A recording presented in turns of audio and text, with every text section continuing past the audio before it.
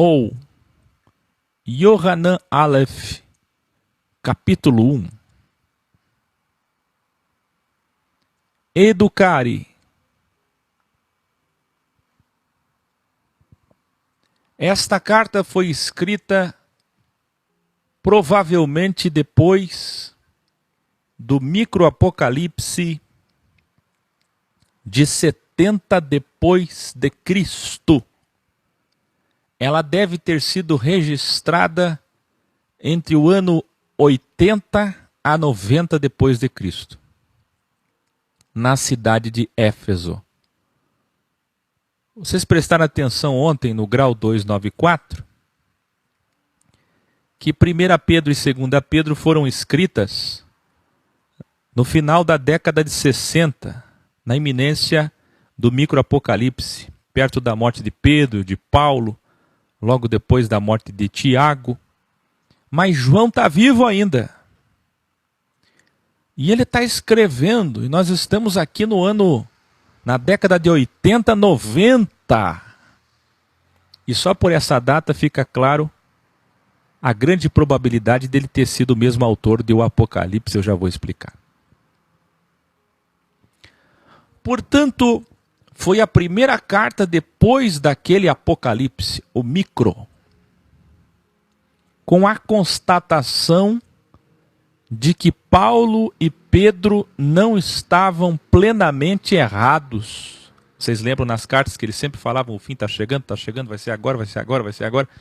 Sobre o fim, mas não era fim do mundo, era fim de Jerusalém. Era fim do templo, era fim do judaísmo naquela geração. Mas o reino de Jesus Cristo, e aqui o grande equívoco dos preteristas, amilianistas, ainda não chegou. É claro.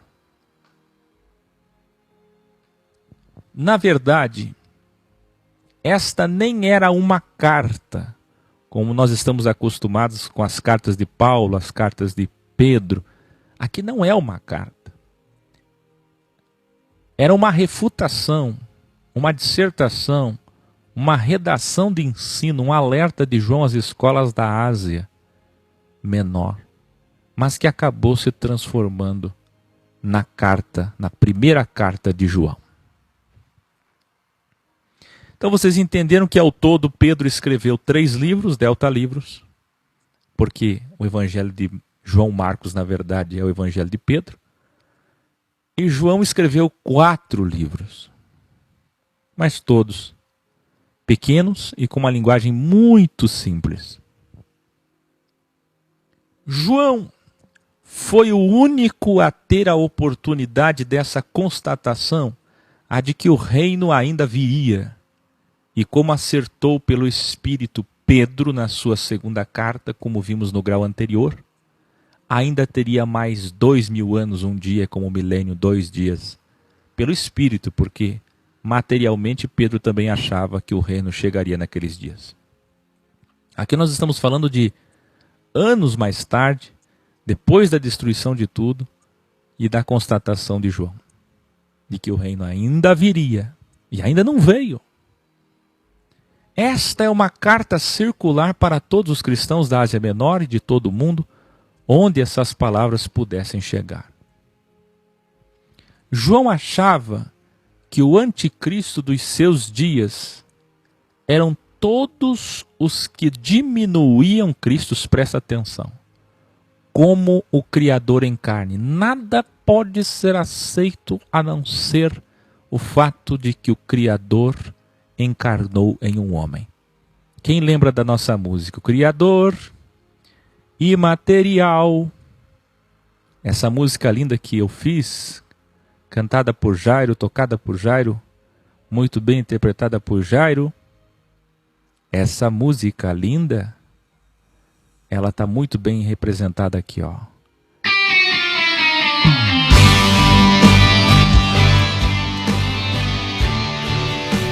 Você pode cantar aí?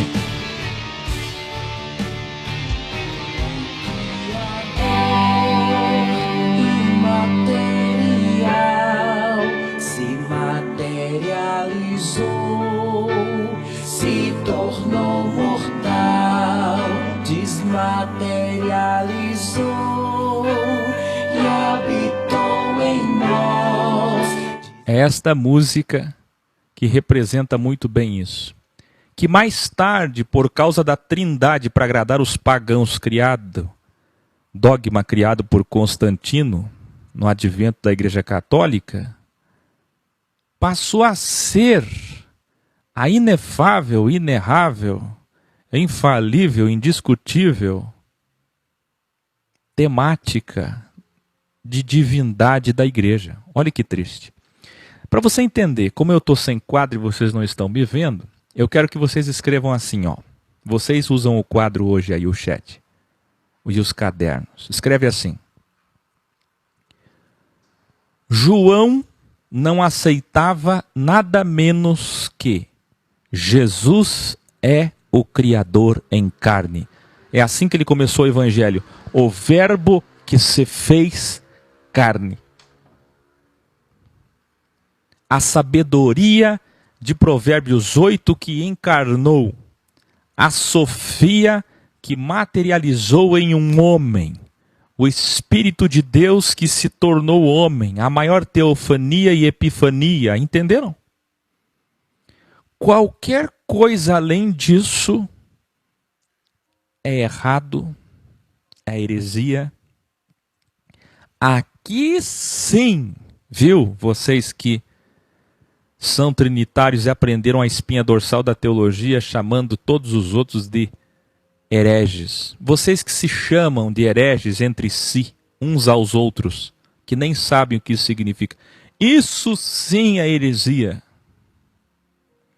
Para João, aquele que não aceita Jesus como Criador é herege. Entenderam isso? Agora escreva assim para entender.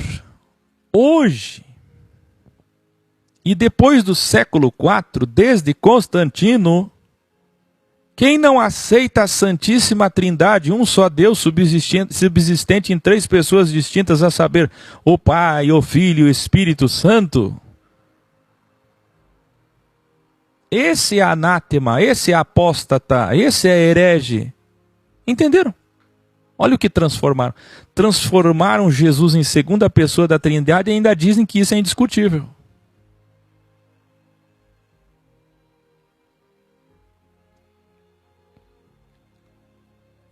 Isso não é unicismo. Isso não é ismo. Isso não é nem monoteísmo. Essa é a verdade absoluta. Só tem um Espírito, um Deus, que materializou em um homem. O Iá, de Aleluia, que se transformou num Shuá, Yahshua, Salvador. Muito bem. Então, para João, qualquer outra coisa que não fosse isso é anticristo. Está entendendo o que é anticristo para João? Diminuiu a divindade de Cristo, anticristo.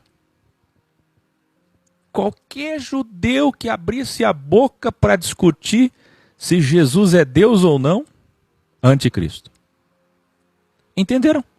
Por aqui vocês começam a entender aonde nós vamos chegar lá em Apocalipse 13 sobre a besta.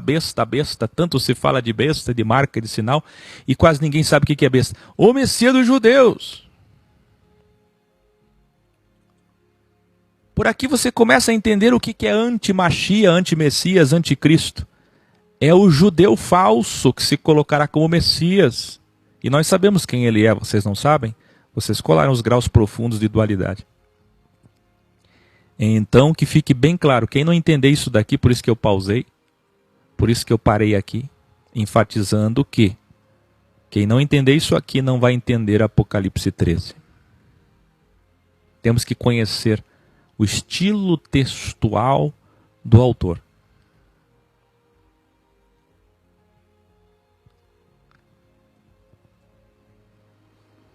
Existiam várias correntes teológicas que diminuíam Cristo, como fazem hoje os trinitários, dizendo que ele é só o segundo Deus ou segunda pessoa da Trindade, que ele é o Filho. Ou como fazem testemunhos de Jeová, dizendo que ele é menor, inferior. Ou os mormons dizendo que existem 3 deuses, o triteísmo. Os judeus messiânicos, os nazarenos, os ortodoxos, ainda que os nazarenos sejam melhores, superiores, que o secundarizam, que desacreditam, ridicularizam alguns e alguns o desqualificam. Entenderam?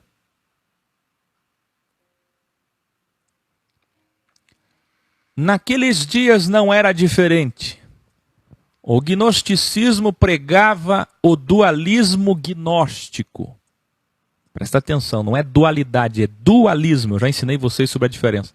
Onde se negava a possibilidade de Deus, que é espírito, ter se tornado homem material ou ter encarnado em um homem. Então existia uma corrente filosófica, teológica, gnóstica, que inferiorizava Jesus Cristo. Naqueles dias também existia outra corrente teológica, filosófica, chamada docetismo, que acreditavam numa encarnação de aparência, mas não uma realidade concreta. Jacerinto afirmava que a encarnação foi temporária, que o Espírito encarnou no homem Jesus desde o batismo até a crucificação, 3 anos e meio, e que antes não tinha encarne. Então muitas são as probabilidades sempre de interpretação, e todos os que são egóicos, egoístas, ousam fazer suas interpretações de coisas sagradas. E aqui sim cabe o termo sagrado. Coisas que são pétreas, que não se mexem, que ninguém tem poder de mudar. Tudo isso foi refutado por João, como fazemos hoje na filosofia ex. Não há nenhuma prova e certeza de que o mesmo João, mestre enviado, apóstolo, tenha escrito os 4 livros com o seu nome.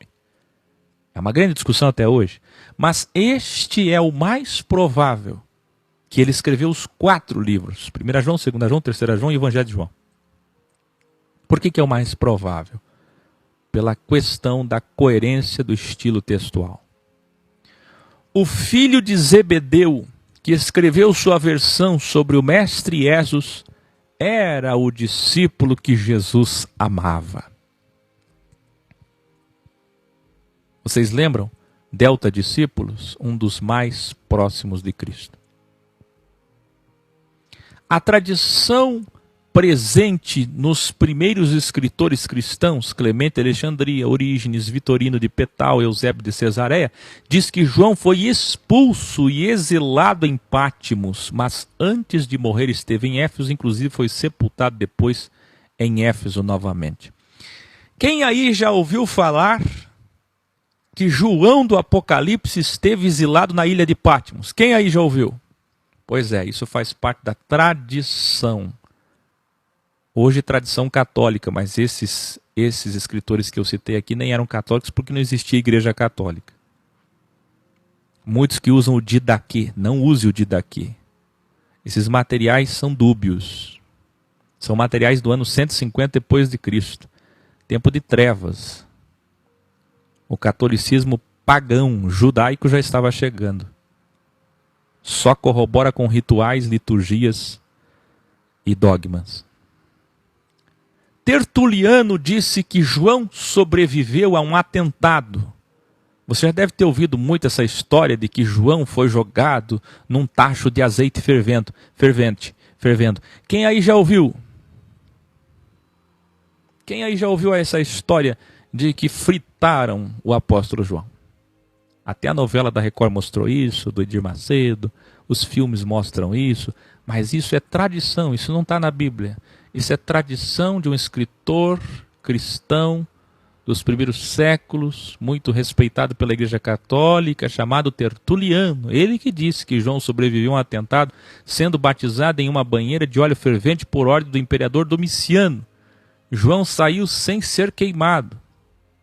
E aqueles que jogaram ele foram queimados. Morreram só pelo vapor, pelo calor do vapor. Imitando muito a história de Sadraque, Mesaque e Abdinego. E assim convencidos que ele era um mago poderoso, o liberaram e o enviaram em exílio a Patmos, não querendo matá-lo, onde ali escreveu o Apocalipse de João. Então isso é tradição. Ninguém pode comprovar isto. Ninguém pode comprovar se isso é verdade ou é lenda. Mas de fato foi o próprio que escreveu o Apocalipse. O que é fato?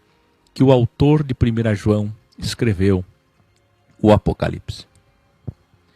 A tradição também diz que João morou com Maria, e isso faz sentido, pelo óbvio, porque vocês devem lembrar que Jesus pediu isso na cruz, então ele cuidou da mãe do nosso Salvador até o fim, como Jesus pediu na cruz.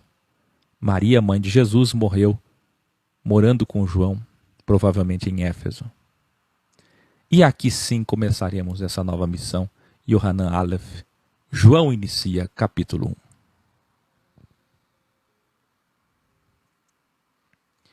Aquele que sempre existiu, veja que de fato a autoria é a mesma do Evangelho de João, porque o capítulo 1 de Yohanan começa exatamente assim, vocês devem lembrar. O termo Sofia, verbo. Aquele que sempre existiu, que sempre foi, desde o Gênesis, o Bereshit, o princípio, o início de toda a criação. Nós o ouvimos e o vimos com nossos próprios olhos. Nós apalpamos com nossas mãos. Nós testemunhamos seu poder. Sobre ele ensinamos a palavra, a sabedoria da vida, isto é, de toda existência. Esta vida, Gematria 18, se manifestou em um homem. Olha que lindo. Por isso ensinamos e anunciamos a vida eterna. Porque Jesus é a vida. Você lembra do delta? Caminho, verdade e vida? Jesus é a existência. Jesus é o Dalet. Jesus é a vida. E só ele, portanto, pode dar vida além daqui, se ele é a existência. Depois que acabar a temporalidade, a matéria, que extinguir a matéria, que estava na imatéria como Criador, é isso que significa Pai, o título, metáfora Pai, e se manifestou em matéria como homem, que é isso que significa Filis, Filho.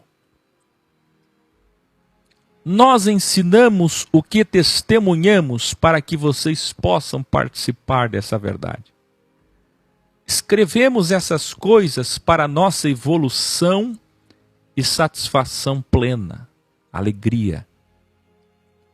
A mensagem que dele ouvimos e transmitimos a vocês é esta. 2 pontos. E aqui vem o título do grau de hoje 295. Vocês prestaram atenção o que é que está no título? Deus é luz. Nele não habita trevas, então cuidado com o Áquil. Não é assim? Então cuidado com as heresias da dualidade, desses satanistas por aí, desses hereges apóstatas e tudo mais, que eles nos chamam, que pregam dualidade. Prestem atenção. A mensagem que dele ouvimos e transmitimos a vocês é esta, e daqui eles isolam textos.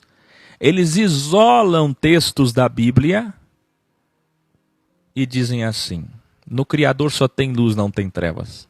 Ou tem trevas ou tem luz. Que comunhão há a luz com trevas ou o Senhor com Belial? Vamos lá.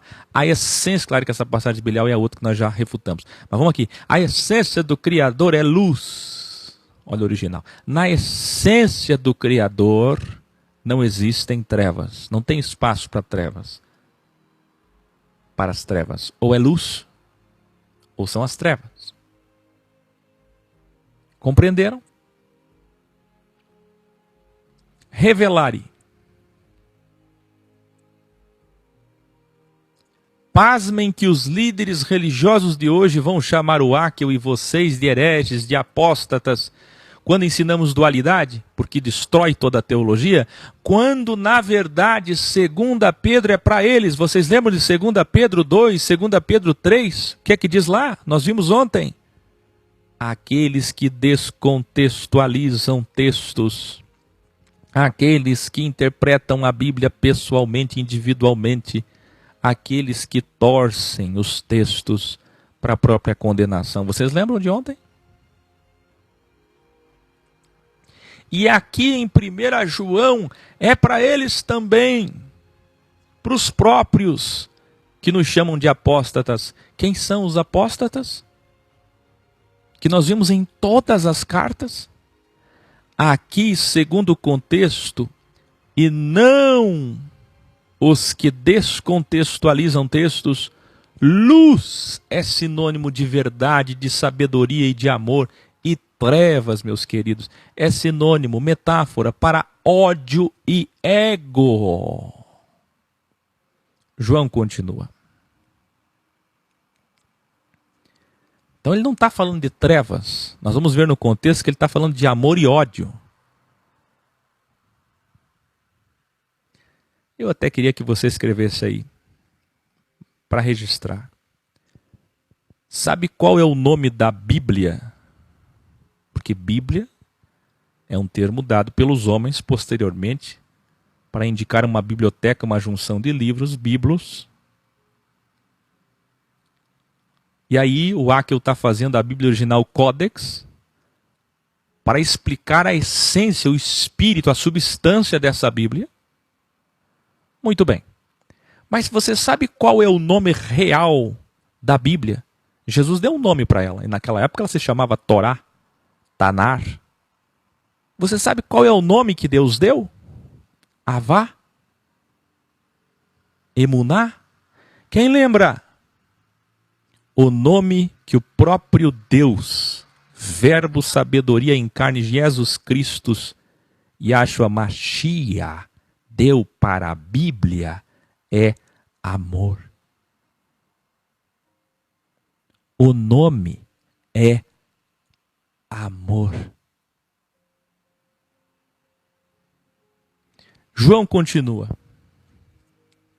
Aquele que disser que é um cristão, mas anda nas trevas, está mentindo e nunca esteve na verdade. Então, vamos ver o contexto, vamos? Eu estou falando isso porque muitos pastores já descontextualizaram esse versículo de que em Deus só tem luz, não tem trevas, para refutar Haeckel sobre dualidade. Eles vão fazer muito isso no futuro. Então vocês, estejam evoluídos e preparados para responder, e vocês, professores e alunos aí em suas escolas, suas cidades, suas regiões, estejam preparados para respondê-los quando afrontarem vocês, insultarem vocês pela verdade. Escute, diga a eles. O contexto do texto fala que luz se refere a amor e trevas se refere a ódio. Ódio, ego, quem lembra? Então aquele que disser que é pastor, cristão, o título que for, mas ainda anda nas trevas, está mentindo e nunca esteve na verdade. É claro que nesse primeiro versículo alguém vai dizer, eu não ando nas trevas. Mas quais são essas trevas? Essas trevas são metáfora para o quê?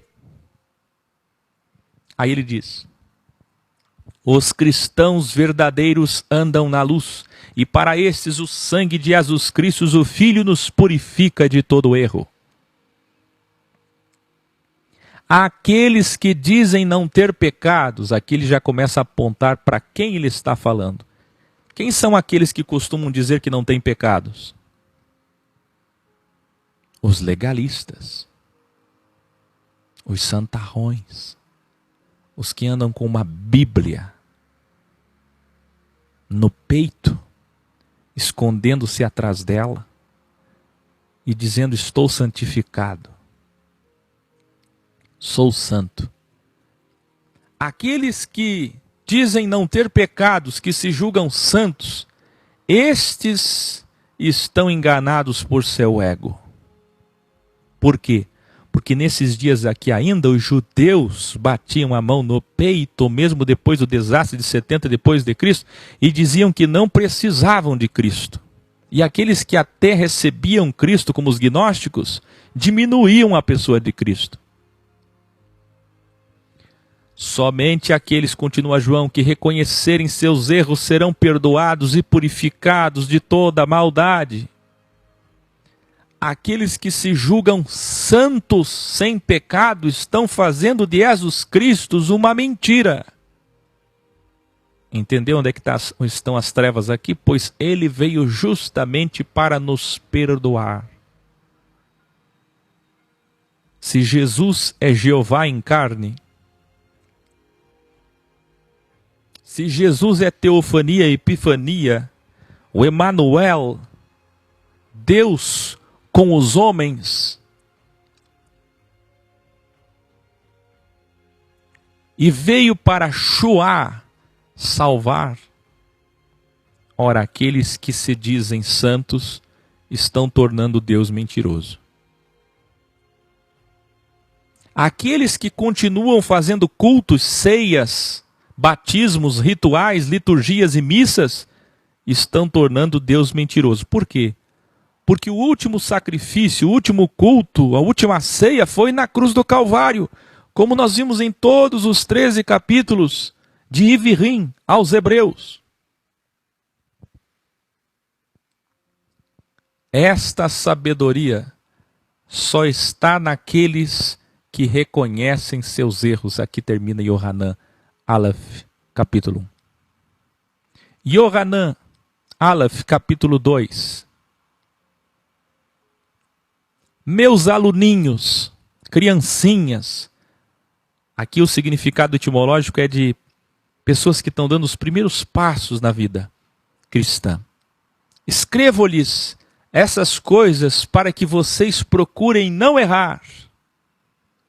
Mas se errarem, mesmo fazendo de tudo para não errar, sabem que Jesus Cristo é a nossa propiciação, como também é a propiciação, o último ritual, o último culto de todos os que se arrependerem dos seus erros.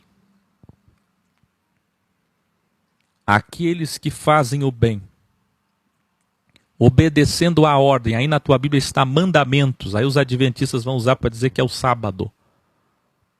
Aí os legalistas vão usar para dizer que é a lei. Não é, no original está falando de ordem, as ordens de Cristo.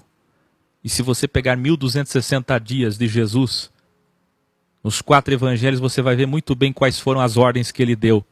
Não foram ordens mosaicas. Aqueles que fazem o bem obedecendo a ordem que Cristo nos deu de amar e perdoar, estes realmente têm teologia. Teo-Deus, logia, conhecimento. O que é teologia? Conhecimento sobre Deus. Ou teosofia, sabedoria sobre Deus. Quem é que conhece Deus? Os gnósticos achavam que conheciam. Os teólogos daqueles dias, os escribas, os judeus, os sacerdotes, os rabinos, todos eles julgavam conhecer Deus.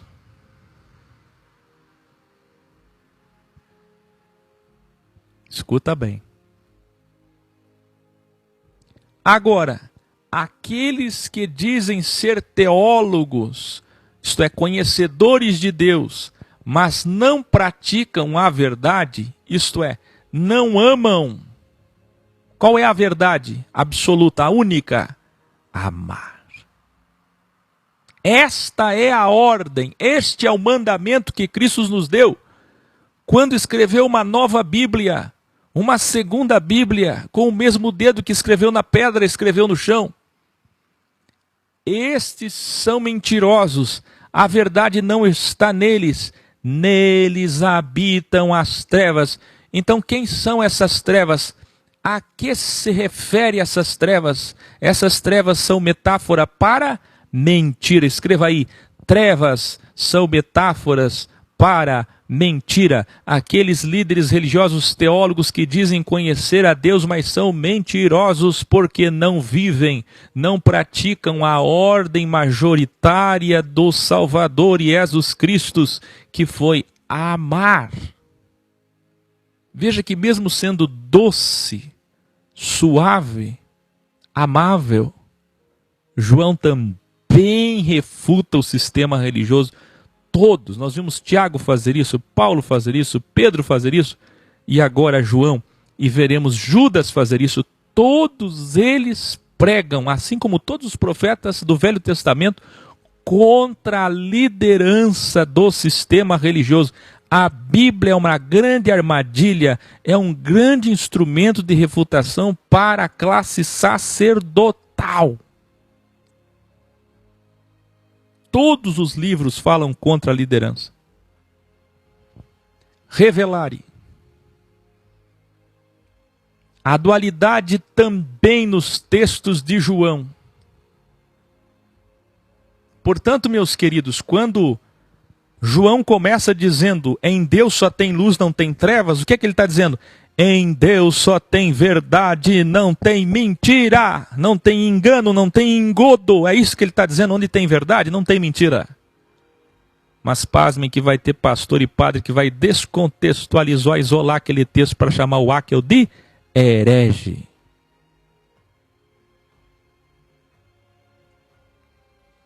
A dualidade, pelo contrário, está presentíssima nos textos joaninos. Veja.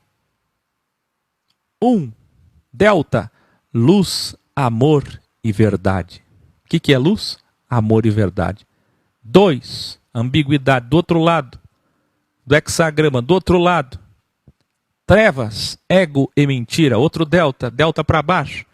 O que são as trevas? Ego e mentira. Entenderam agora?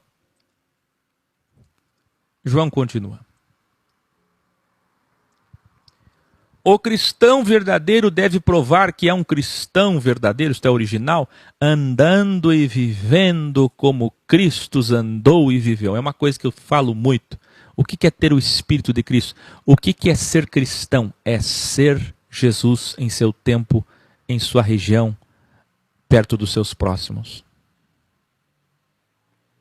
Seja Jesus. Ter o Espírito dele é ser Jesus. Ser cristão é ser um Cristo. Por isso João está chamando muitos de anticristos, porque é dualidade. E aí eu pergunto para você, você é Cristo ou anticristo? Você é cristão ou anticristão? É a dualidade. É a estrela de Davi. É Maguen Davi. Nós conhecemos os verdadeiros cristãos, sabe através do quê? Através do amor. Alunos que amam.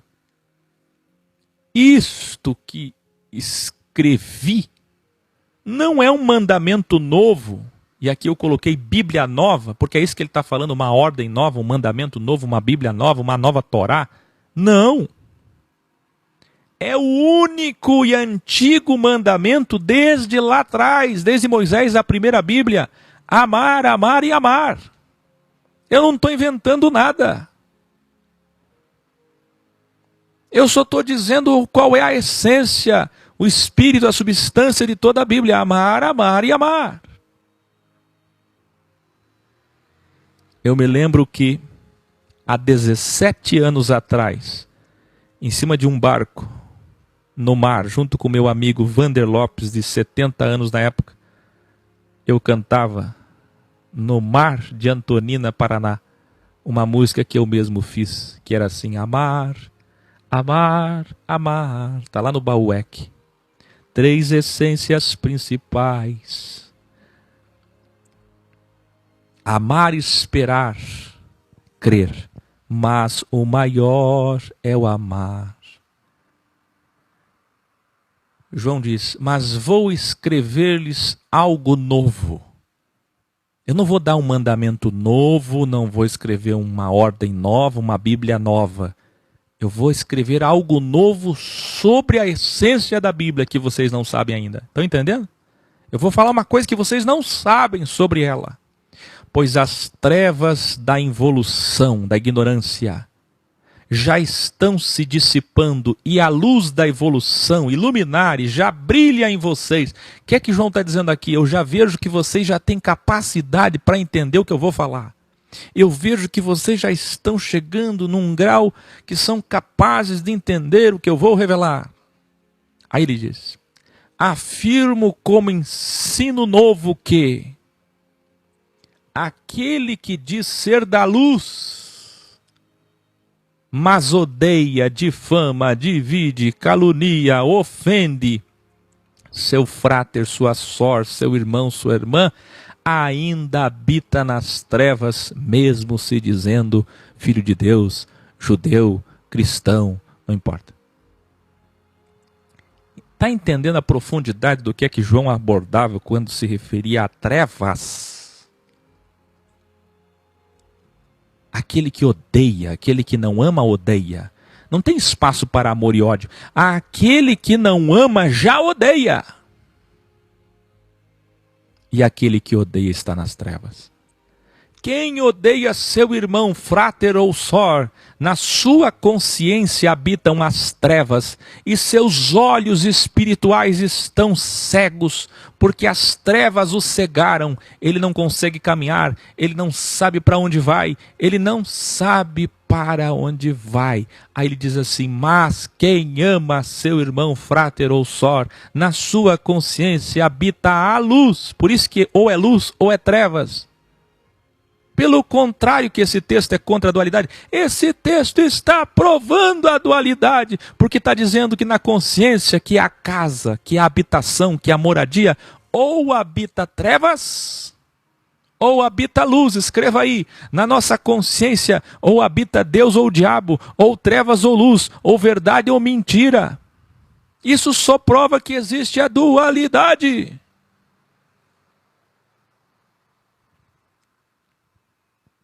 Isso só prova que existe a dualidade. Quem ama seu irmão, na sua consciência habita a luz, e para ele não existem conflitos. Olha o original. Aí na sua Bíblia está escândalo, aí você não consegue entender, tropeço, conflitos. Ele não sofre nenhum conflito interior. Ele tem paz. Pois nada pode tirar sua paz. Ele sabe para onde está indo, porque a luz ilumina seu caminho. Ele sabe onde quer chegar. Olha que lindo. Ele sabe onde quer chegar. Agora vem um delta etário. Criancinhas, seus erros foram perdoados por Jesus Cristo. Adultos, vocês conhecem o Criador de todas as coisas. E para fechar o delta, adolescentes e jovens, vocês possuem força para vencer o mal. Aí na tua Bíblia está maligno, aí você já lembra da figura do diabo. Mas é o mal. Aí ele volta, de novo para o delta. Criancinhas, vocês conhecem nosso Pai, o Pai imaterial, o Pai de todos nós. Pais, adultos, vocês sabem que o nosso Pai é o nosso Criador. E para fechar o delta, adolescentes e jovens, vocês são fortes. Sabe por que ele enfatiza tanto isso para os jovens? Porque para eles é mais difícil. A verdade está em vocês para que vençam o mal, mas também é mais fácil, porque é dual. Dual. O jovem tem mais fraqueza e tem mais força. Por quê? Porque onde está mais força, está mais fraqueza. Vocês lembram de Paulo? Minha maior qualidade é o meu maior defeito, e meu maior defeito é minha maior qualidade.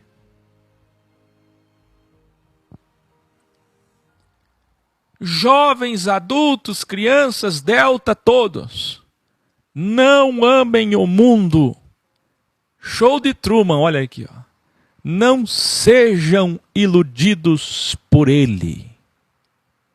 Pois aquele que amar este mundo material, o amor do Criador imaterial não estará nele.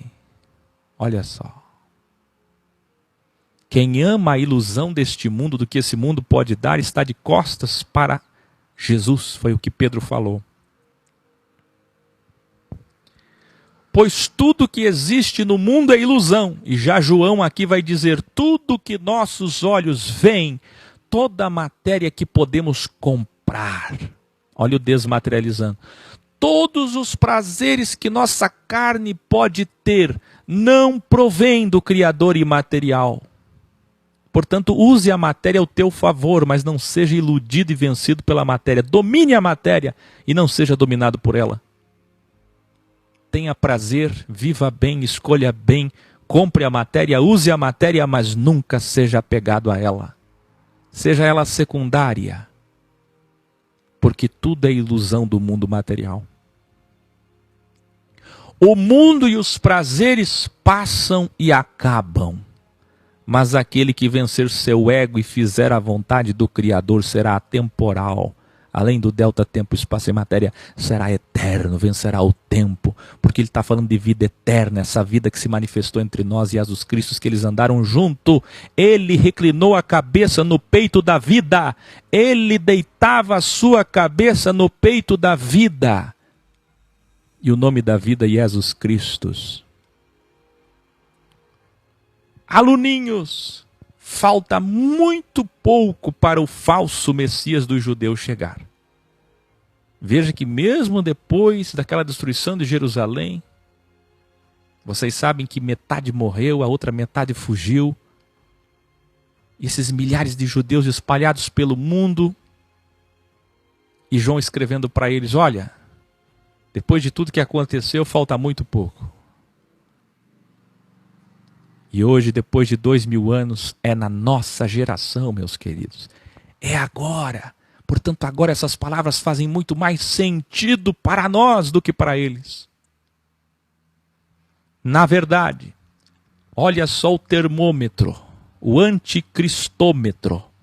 Só de vermos quantos falsos líderes religiosos existem no mundo hoje, olha que João está falando isso 2000 anos atrás, já podemos saber que falta muito pouco tempo para o falso Messias se manifestar. Sabe qual é o maior sinal da vinda do anticristo para João? A quantidade de falsos ensinos, de distorções da verdade. E é o que nós mais vemos hoje, meus queridos. Quantas sinagogas, muito mais do que naqueles dias. Só naqueles dias, nos dias de Jesus, isso na década de 30, já tinham 400 sinagogas só em Jerusalém.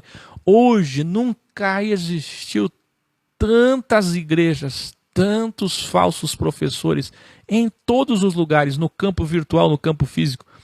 Quantos caminhos existem nesse labirinto?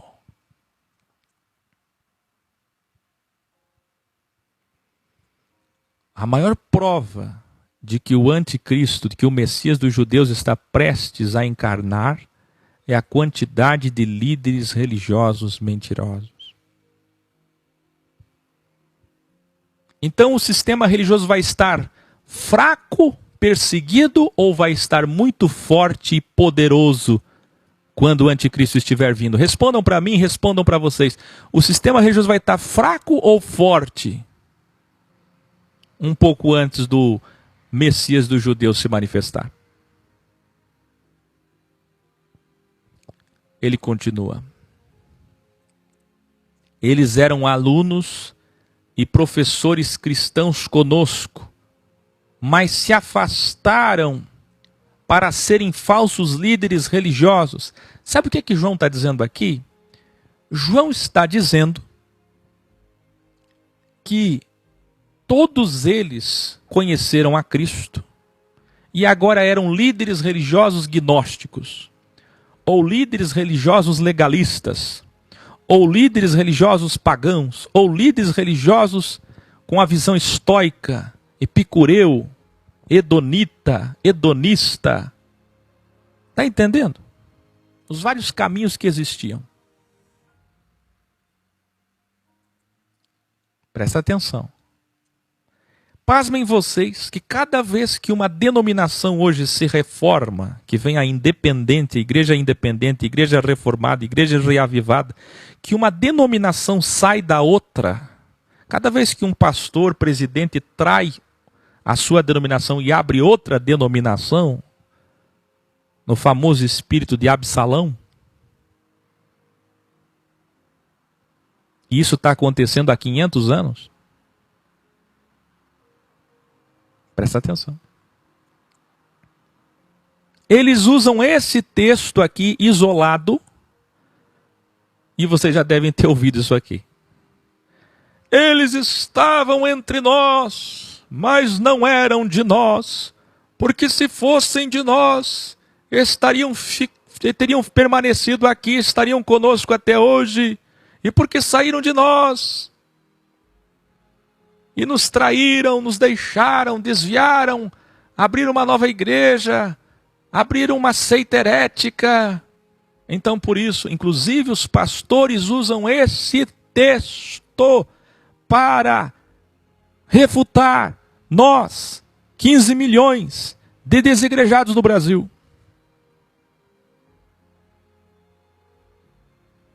Quem está entendendo? Quantos já viram eles descontextualizar esse texto aqui de 1 João 2 para falar contra os desigrejados? Se eles saíram de nós é porque não eram de nós.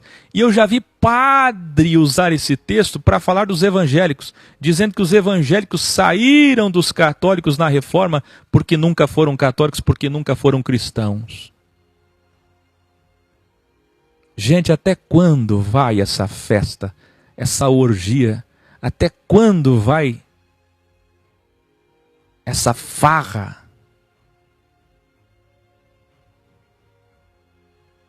Com as coisas que não se brincam.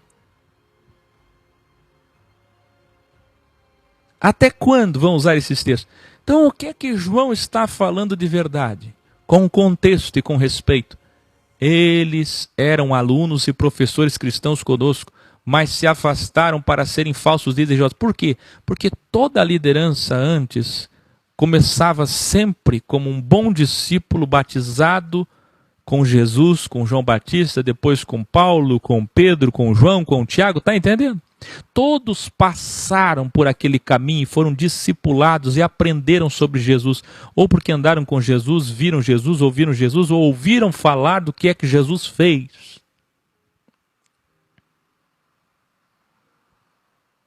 Bastou o Cordeiro de Deus morrer, nós estamos aqui no ano 80 ou 90 depois de Cristo. Ou seja, escreva aí, 50 ou 60 anos depois da morte de Jesus. Você pode escrever isso? 50 ou 60 anos depois da morte de Jesus.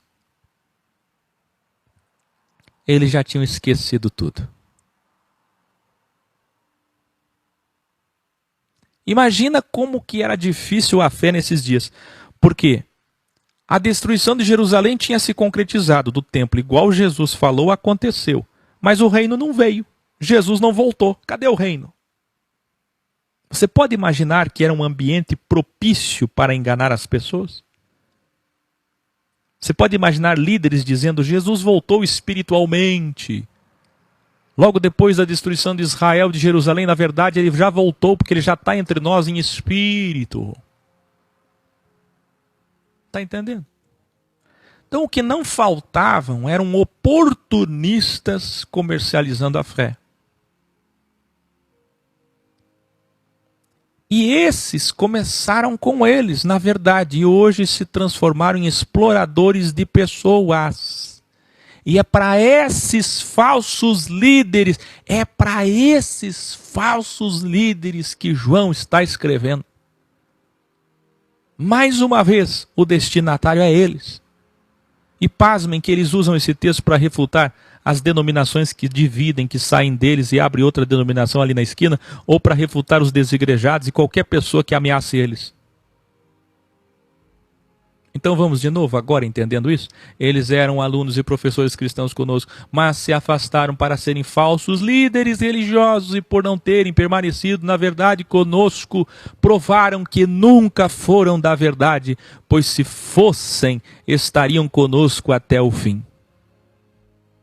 Eles nunca entenderam a verdade, eles são anticristos, pois torcem a verdade. Quem são os anticristos? Os líderes religiosos da Bíblia.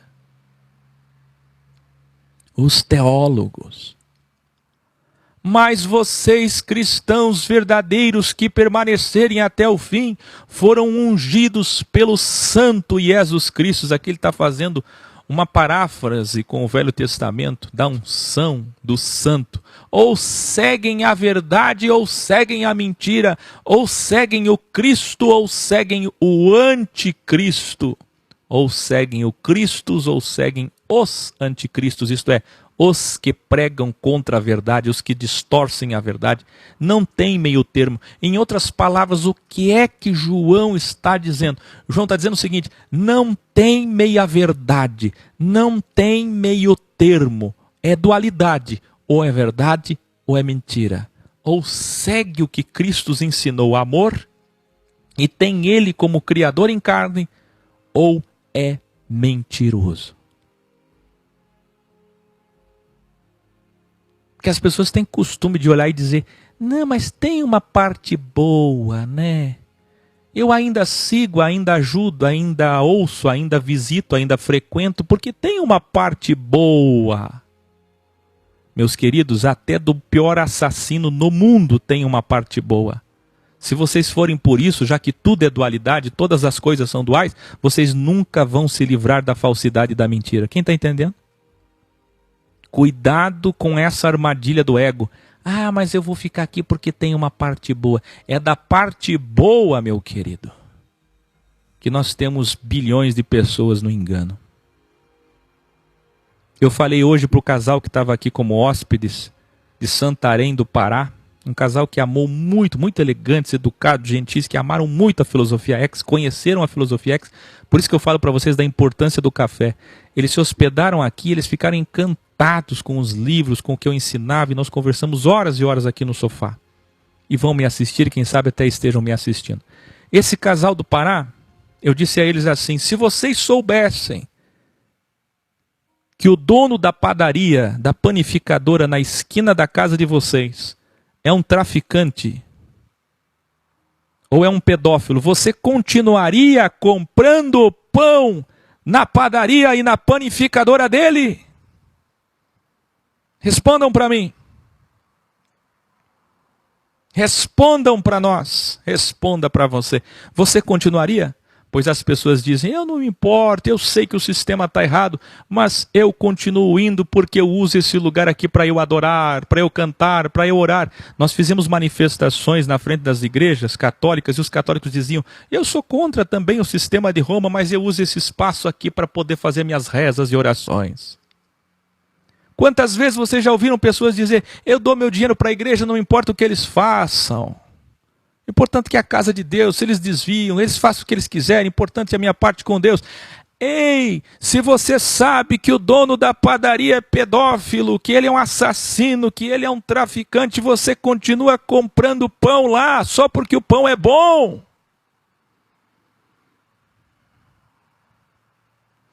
Ou segue a verdade ou segue a mentira. Ou é Cristo ou é anticristo. Porque quem é enganado pelos anticristos de hoje vai ser enganado pelo grande anticristo. Quem está entendendo? Porque a função do anticristo personificado, corporificado, materializado é exatamente agremiar a palha, a juntar o joio para jogar no fogo. Você lembra? Qual que é a função do 666? Qual é a função da maldade, da mentira, das trevas incorporar em um homem e ser o Messias dos judeus e cristãos? Qual é a função dele? Só confirmar, só ajuntar aqueles que já foram enganados por quem? Pelos falsos líderes. Todos que hoje estão sendo enganados pelos líderes religiosos do sistema judaico-cristão, na verdade não vão ser enganados pelo anticristo, eles só vão ser ajuntados. Quem está entendendo? Tem muita gente dizendo, o anticristo vai ter um poder extraordinário de enganar as pessoas. Eu tenho que tomar cuidado, olha, tomem cuidado todos vocês, porque ele vai ser terrível, ele vai enganar muita gente. Ele não vai enganar ninguém. Ele só vai vir para juntar os que já estão enganados. Todos que foram enganados pelo sistema judaico-cristão sionista da Bíblia. Esse sistema de hoje, de Trump, de Bolsonaro, de Netanyahu. Acordem, o Messias dos judeus vem aí, o terceiro templo vem aí. Quem apoiar isso daí já está enganado.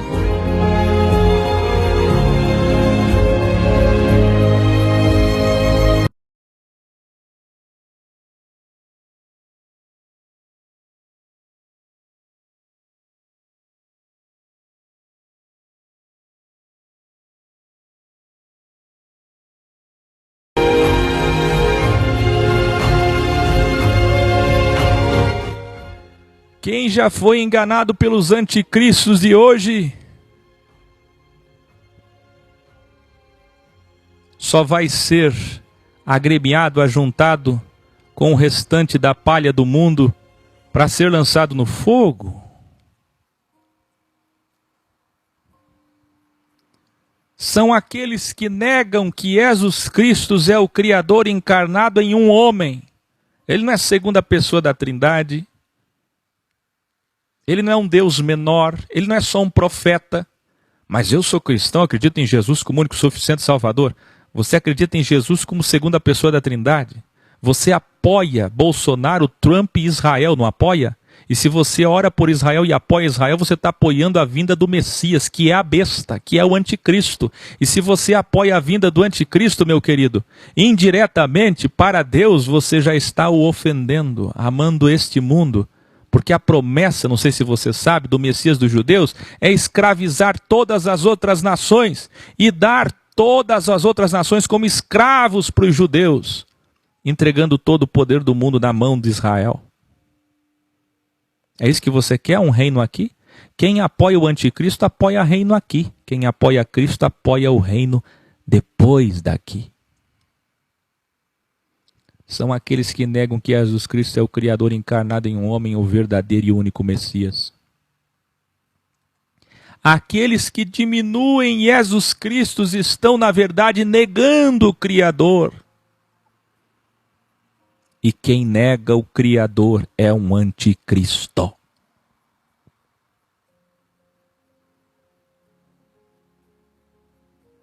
Só é um cristão verdadeiro aquele que confessa diante de todos que Jesus Cristo é o único Criador, Salvador e Messias. Cuidem para que essa verdade permaneça em vocês e que ninguém consiga enganar vocês sobre a divindade de Jesus Cristo. Ele é a vida e nos prometeu a vida eterna. Cuidado com aqueles que querem enganar vocês sobre a verdade absoluta que é Jesus Cristo. Os cristãos verdadeiros nunca serão enganados e nem precisam do meu ensino sobre isso. Permaneçam, portanto, na verdade, até que ele venha, e assim não serão envergonhados na sua volta. Que vergonha vai ser para todos aqueles que dizem seu nome, que vivem, que professam, que creem em seu nome, que usam seu nome em teu nome. Vocês sabem que ele é justo, então tenham certeza de que todos que são justos provam com isso que são seus filhos. Quem são aqueles que estão na luz? Na verdade, aqueles que são justos. E aqui encerra Yohanan Aleph, capítulo 2.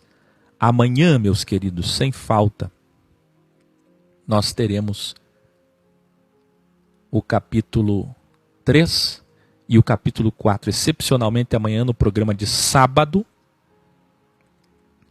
Capítulos 3, 4 e 5, para encerrarmos 1 João.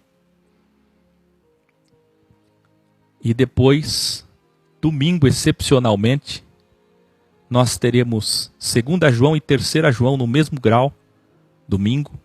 Segunda-feira, Judas, seu único capítulo. E vai começar segunda-feira, dia 21, o Apocalipse, capítulo 1, os originais do Apocalipse.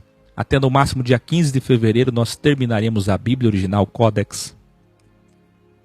E depois nós temos tantas outras missões a cumprir. Muito agradecido pela presença de todos, é uma satisfação estar aqui. Avisem a todos, tem programa esse final de semana e semana que vem começa o Apocalipse. Dia 25 estarei em Porto Alegre, 26 em Biguaçu, dia 27 em Criciúma. Boa noite.